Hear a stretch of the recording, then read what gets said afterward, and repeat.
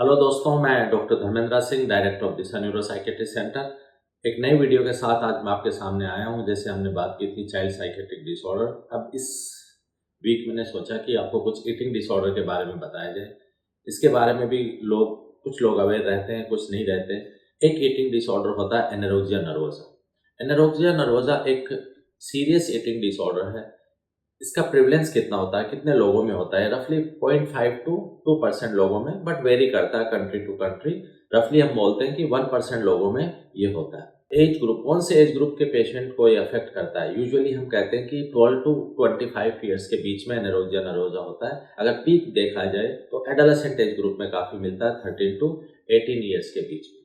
अगर male female ratio देखा जाए तो फीमेल में 10 टाइम्स मोर कॉमन होता है कंपेयर टू मेल। 10:1 का रेशियो होता है, तो ये ज़्यादातर फीमेल में ही मिलता है। तो ये बात हुई उसके प्रेवलेंस की और किस में कॉमन होता है, क्या एज ग्रुप होता है। इसका हम डायग्नोसिस कैसे बनाते हैं, इसके क्या क्या सिम्टम्स होते हैं, किस बेस पे हम बोलते हैं कि भाई ये पर्टिकुलर पर्सन एनोरेक्सिया नर्वोसा से सफ़र कर रहा है। इसमें पेशेंट को वेट गेन का फियर होता है। Patient having a fear of weight gain, उसको लगता है कि मेरा वेट ना बढ़ जाए। बीएमआई जो हम बोलते हैं, बॉडी मास इंडेक्स, वो less than 85% of normal weight, मतलब उनका यूजुअली 15% या उससे भी ज़्यादा वेट कम होता है, जो कि उस एज में या उनकी उस हाइट के अकॉर्डिंगली जो वेट होना चाहिए। जो क्राइटेरिया है, पहला जो इंपॉर्टेंट सिम्टम है कि fear of weight gain, patient को फियर रहता है वेट गेन का। पेशेंट का सेकेंड इंपॉर्टेंट सिम्टम इसमें होता है बॉडी इमेज डिस्टर्बेंस, मतलब पेशेंट थिन है, पेशेंट पतली है, लेकिन फिर भी उसको लगता है कि मैं मोटी हूँ या मोटी ना हो जाऊँ, तो उनको बॉडी इमेज डिस्टर्बेंस होता है। They have a body image disturbance despite being thin, मतलब उनको एकदम पतला होने के बाद भी बार बार लगता रहता है कि मैं मोटी हूँ। उसकी वजह से वो क्या करते हैं कि उनका जो पर्टिकुलर जो बिहेवियर होता है, जो फूड इंटेक का, वो बड़ा चेंज हो जाता है। वो रेस्ट्रिक्टेड डाइट लेते हैं, जो फैट फूड होता है, कार्बोहाइड्रेट होता है, उसको एकदम फूड है उससे निकाल देते हैं। बार बार एक्सेसिव एक्सरसाइज करते हैं, रनिंग करते हैं, जिम करते हैं, स्विमिंग करते हैं और अपने वेट को हमेशा कम रखने की कोशिश करते हैं। उनका जो एक पेक्यूलियर बिहेवियर होता है फूड के लिए, जैसे फैमिली के साथ फूड खाएंगे तो फूड को चॉप करते रहेंगे, लेकिन जैसे ही कोई नहीं देखेगा तो उसको विंडो से फेंक देंगे, उसको कबर्ड में छुपा देंगे, उसको कारपेट के नीचे डाल देंगे। तो आप उनके कमरे को चेक करोगे तो कबर्ड में, कारपेट के नीचे, इधर उधर खाना काफ़ी, सूखी हुई चपाती या सूखा हुआ खाना काफ़ी मिलता है, क्योंकि उनका एक पेक्यूलियर बिहेवियर बन जाता है कि वो फूड को अवॉइड करते हैं। सो फूड को भी अवॉइड करते हैं, वो फैट फूड और कार्बोहाइड्रेट्स को अवॉइड करते हैं, वो ज़्यादा जिम करते हैं, रनिंग करते हैं, स्विमिंग करते हैं, हमेशा अपना बॉडी वेट कम रखने की कोशिश करते हैं।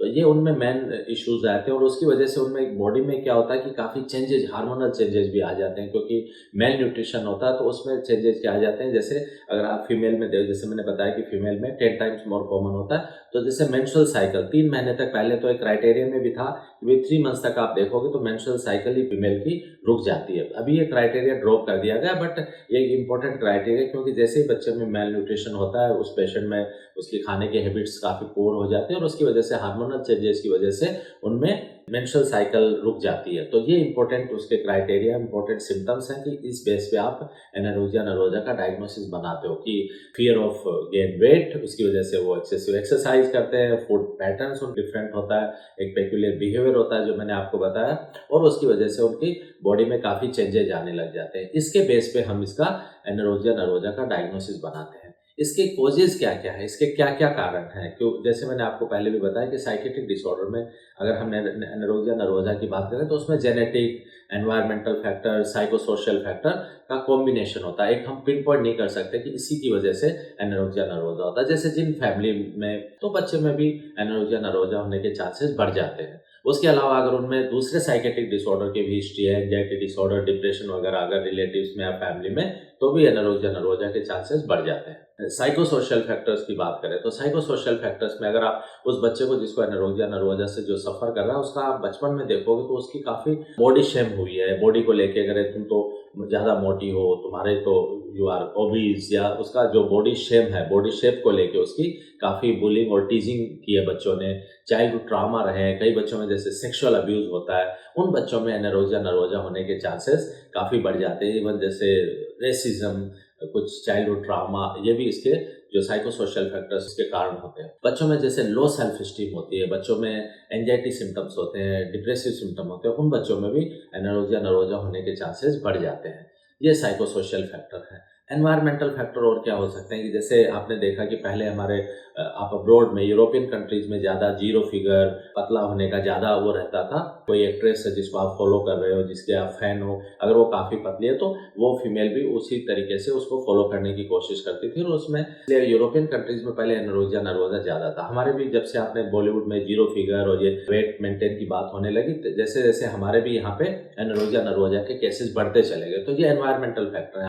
तो ये मेन इसके कारण होते हैं कि जेनेटिक, जो psychosocial factor and environmental factor. और जैसे मैंने कॉजेस की बात की, इसमें पर्सनालिटी इंपॉर्टेंट होती है। कई लोगों में जैसे ऑब्सेसिव कंपल्सिव डिसऑर्डर का नाम सुना होगा, तो ऑब्सेशन की जैसे पर्सनालिटी होती है कई लोगों में, तो उनमें ये परफेक्शनिज्म की प्रॉब्लम होती है कि चीज़ें इसी तरीके से उसका एक थॉट प्रोसेस पर्सन को ड्राइव करता है। तो ऑब्सेसिव कंपल्सिव डिसऑर्डर या ऑब्सेशन जो पर्सनैलिटी है वो भी इसमें काफ़ी इंपॉर्टेंट हो जाती है एनोरेक्सिया नर्वोसा में। अगर हम इसके ट्रीटमेंट की बात करें एनोरेक्सिया नर्वोसा के, इसका ट्रीटमेंट कैसे होगा। ट्रीटमेंट से पहले मैं आपको बताना चाहता हूँ कि अगर उसकी बच्चे की ऐसी फूड हैबिट्स हैं तो उसमें कॉम्प्लिकेशंस क्या क्या आ जाते हैं। अगर आप टॉप टू बॉटम देखोगे कि उनमें हार्मोनल आप चेक करोगे तो आप उसके सारे, जब क्योंकि बच्चे की बॉडी, जो पेशेंट है उसकी बॉडी स्ट्रेस में है, तो उसके सारे हार्मोन्स डिक्रीज हो जाते हैं एक्सेप्ट स्टेरॉइड, क्योंकि स्ट्रेसफुल कंडीशन में स्टेरॉइड बढ़ जाता है, बाकी जो आपके एस्ट्रोजन, प्रोजेस्टेरोन, जो बाकी सारे हार्मोन इनमें कम मिलते हैं।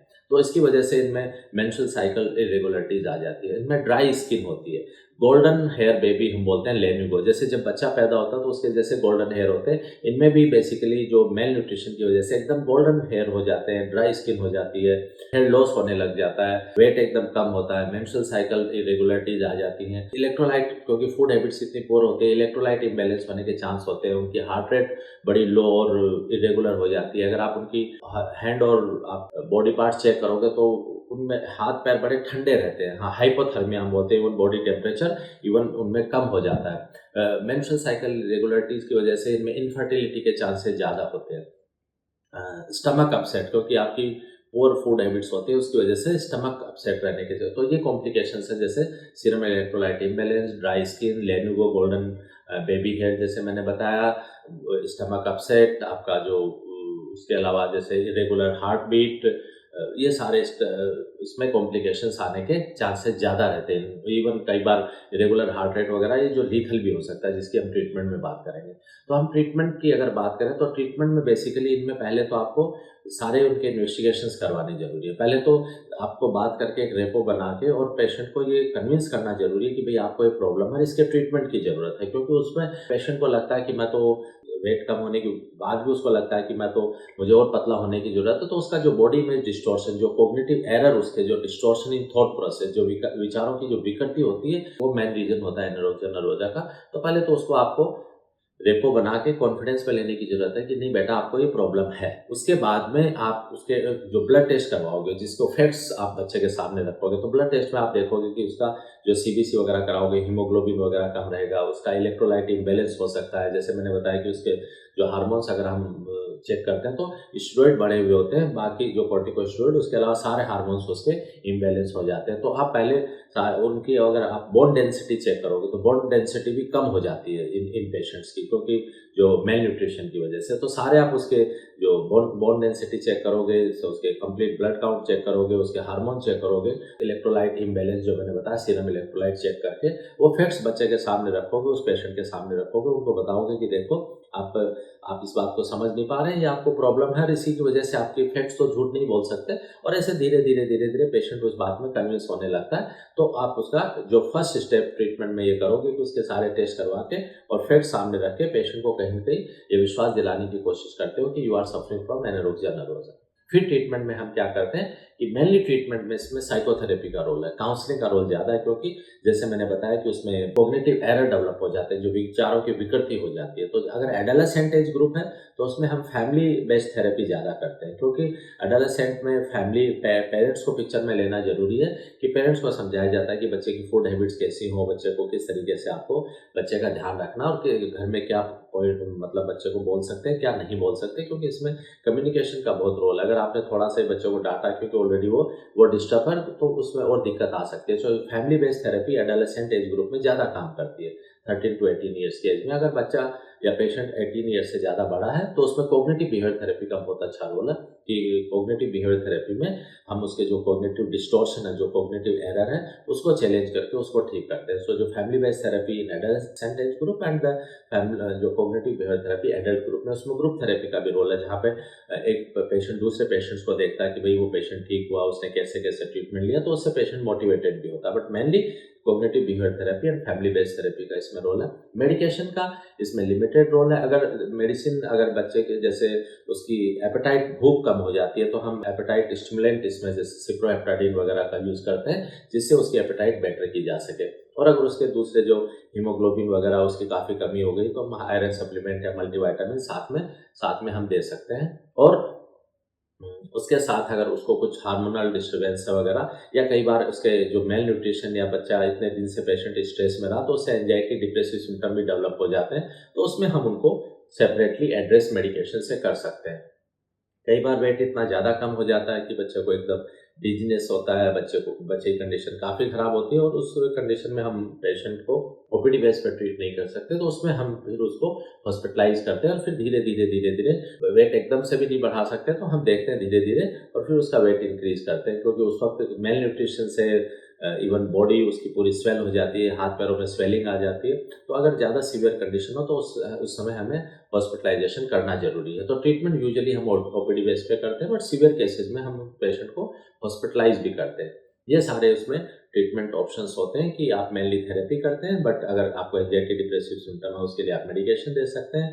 और जैसे मैंने बताया कि सप्लीमेंट्स वगैरह या एपेटाइट जो स्टिमुलेंट्स है, उसका हम यूज़ कर सकते हैं, बट मेनली इसमें थेरेपी, काउंसलिंग का रोल ज़्यादा है। तो एनोरेक्सिया नर्वोसा एक सीवियर ईटिंग डिसऑर्डर है। इसमें ये जो बेसिक चीज़ें जैसे मैंने बताई कि अगर उसको फियर है वेट लॉस का, वेट गेन का, या उसकी वजह से वेट काफ़ी कम होता है, उसकी मेंस्ट्रुअल साइकिल इंटरप्ट हो जाती है, उसके साथ में उसका जो बॉडी में डिस्टर्बेंस होता है, उसके बेस पे हम डायग्नोसिस बनाते हैं। मेन कारण मैंने आपको बताया, और ये इसके ट्रीटमेंट ऑप्शंस हैं। तो ये थोड़ी सी नॉलेज से आप अपना या आसपास के पेशेंट्स का या उन लोगों का भला कर सकते हैं। तो ज़्यादा से ज़्यादा इस वीडियो को लोगों के साथ शेयर करें, और एनोरेक्सिया नर्वोसा के बारे में आप अवेयर होइए। मेरे चैनल को भी सब्सक्राइब कीजिए कि आगे मैं और अवेयरनेस आप लोगों के बीच में ज़्यादा से ज़्यादा फैला सकूँ।